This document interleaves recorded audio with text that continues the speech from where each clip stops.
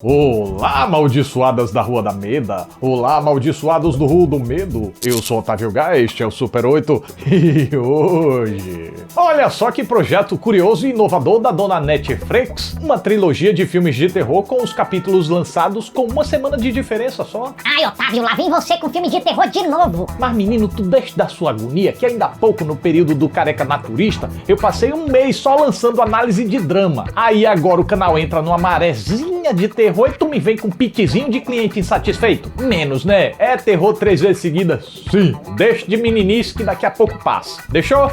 Maravilha. Vamos lá agora ver qual é desse filme de hoje e simbora!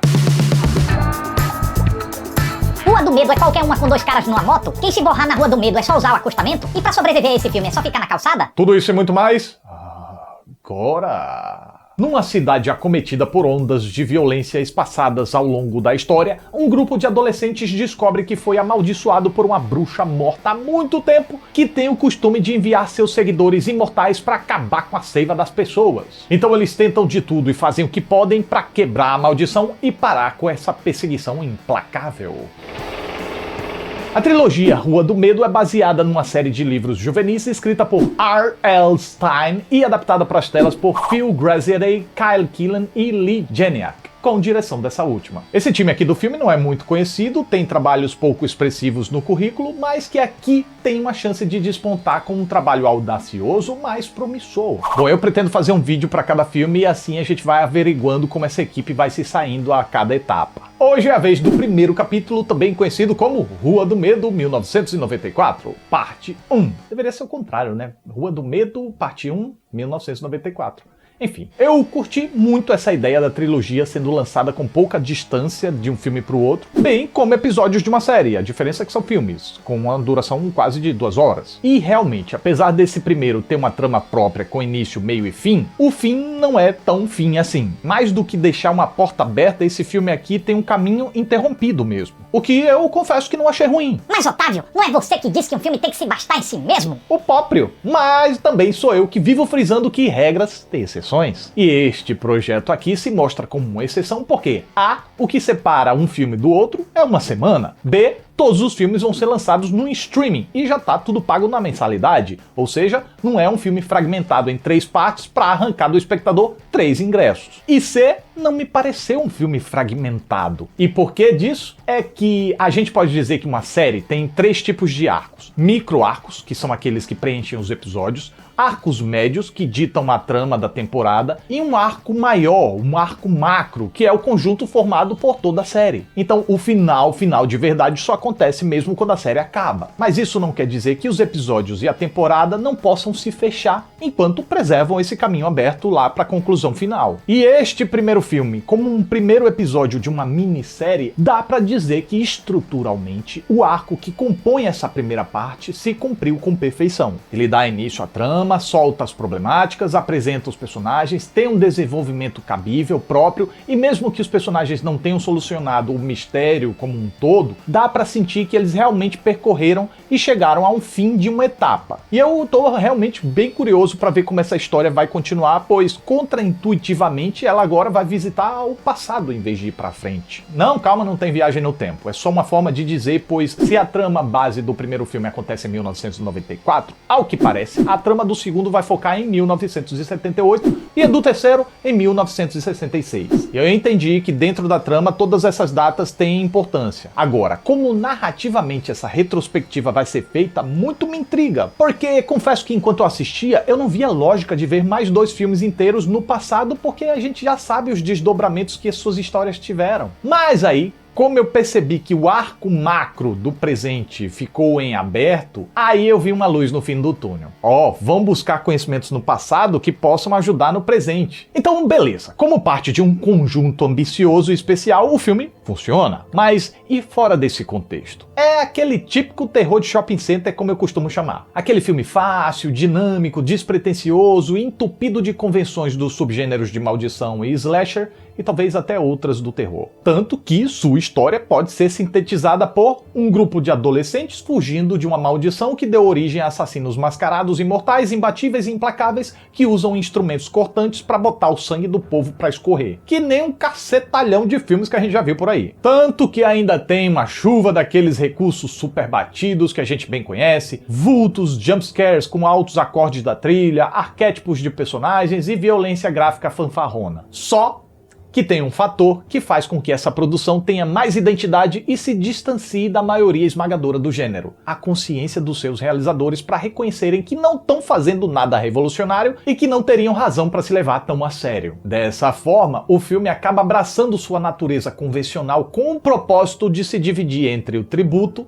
e a sátira. Não que isso fique claro desde o início, o que é bacana, essa coisa vai mudando a nossa ótica aos pouquinhos. Eu mesmo confesso que quando começou, eu estranhei bastante aquela sequência inicial muito parecida com a de Pânico. O aspecto do assassino era praticamente idêntico, só trocando a máscara do Ghostface por uma caveira e a fantasia toda preta por uma de esqueleto. E a conclusão da sequência é praticamente idêntica pela forma como o assassino aborda a vítima na derradeira investida. Só que acontece algo nessa cena que começa a dar pistas de que essas semelhanças foram intencionais. Tudo segue praticamente igualzinho, para então a ruptura causada pela diferença causar bastante contraste. E te falar, funciona, pelo menos comigo. Isso me deixou encasquetado pensando, Tá, mas e aí? O que mais você tem a me oferecer de diferente? E eis que, enquanto começa a desenhar a trama, agarrado nas convenções, apresentando os adolescentes em seus habitats naturais, fazendo coisas de adolescentes e tendo conversas de adolescentes, o roteiro também espalha alguns entusiasmantes desvencilhamentos do mais do mesmo, como a rixa entre as cidades, uma dança das cadeiras entre os arquétipos, subversões nas dinâmicas padrões desse tipo de filme, o que são coisas úteis para não deixar a gente se acomodar achando que já sabe tudo. E enquanto a narrativa vai progredindo com a nossa atenção sendo segurada por essas coisinhas, o roteiro também vai acrescentando detalhes criativos na problemática base e ainda tenta exaurir várias possibilidades de solução para a problemática, que, por ser difícil de se resolver, se mostra bem problemática. Isso, em vez de desgastá-la, o que muitos filmes podem pensar, Vou guardar ideias para os próximos seguintes. deixa ela gradativamente mais arriscada, mais ímpar e misteriosa, servindo até para justificar a continuação dessa perengolenga em mais 2 filmes. Some-se a isso diálogos super entrosados, uma edição que aperfeiçoa o bom humor do tom através de cortes rápidos, uma trilha sonora envolvente. Quando a gente menos percebe, aqueles personagens tipicamente tanto faz como tanto fez começam a parecer menos dispensáveis diante dos nossos olhos. É possível até a gente estar gostando deles e se preocupar genuinamente com a integridade física dos mancebos. Mas que caboges aconteceu? Pois é, até há pouco a gente não ligava pra eles e de repente a gente precisa ver a continuidade dessas relações e pode ficar muito tuco da vida se acontecer alguma coisa com algum deles. Olha aí essa pequice da diretora Leigh Janiak. Ela mexeu com seus pauzinhos pra manipular nossas emoções em relação aos seus personagens sem que a gente nem notasse. Eu mesmo não saberia identificar quando houve a mudança da chave do caguei pra vocês pro já considero pacas. Só sei que quando o filme precisou que eu temesse por eles, eu cheguei lá. Quer dizer, eu preciso abrir uma exceção, porque não foi o caso da protagonista. Ela traz consigo uma discussão valiosa sobre aceitação e eu não quero revelar detalhes, mas os diálogos e a forma como a direção conduz as cenas dela desviam do tom paspalho com que o resto estava sendo encarado, o que faz com que o filme escorregue pro melodrama, deixando as partes dela exaustivas e fazendo a menina parecer uma pentelha mimada, egocêntrica e aborrecida. De um jeito que até quando os demais personagens reconheciam estar errados e ela acerta em discussões, eu não conseguia comprar essa ideia. Isso me fazia gostar ainda mais dos demais personagens, pela humildade em reconhecer estarem errados, mas ela continuava... Felizmente, os grandes riscos a quem o filme submete não é a ela. E assim não desperdiça o investimento da nossa atenção. Beleza! Com isso eu quero dizer que Rua do Medo 1994 parte 1 é um filmaço? De forma alguma, é uma patotância. Mas seria tolo da minha parte negar que seja uma patotância divertida, pois ora pitombas. É um filme que se apresenta como um total feijão com arroz básico pra ir acrescentando temperos e especiarias que realmente vão dando um saborzinho diferenciado a mais que faz valer o tempo que a gente investe. Digamos que é uma mesmice enfeitada, mas que funciona muito dentro do seu propósito. Além disso, ainda faz parte de um projeto peculiar que faz por onde merecer a nossa atenção, pois pelo menos nesse primeiro capítulo conseguiu apresentar uma problemática intrigante, mostrou uma personalidade elogiável e ainda deixou margens para se aprofundar nos próximos capítulos e tornar o todo uma coisa mais única. Porque uma trama de maldição ou slasher que se repete a cada novo capítulo por incansáveis vezes é o que a gente mais vê. Agora, uma trama única, conectada e desenvolvida e dividida em 3 filmes, isso aí é mais raro e acredito ser promissor. Resta saber se os capítulos seguintes vão conseguir cumprir as promessas. E até por isso eu deixo em stand-by algumas questões que só por esse filme podem ser consideradas furos, mas de repente dentro do contexto podem ser respondidas. Eu normalmente não faria vista grossa, porque eu defendo que um filme tem que se bastar e tralalá.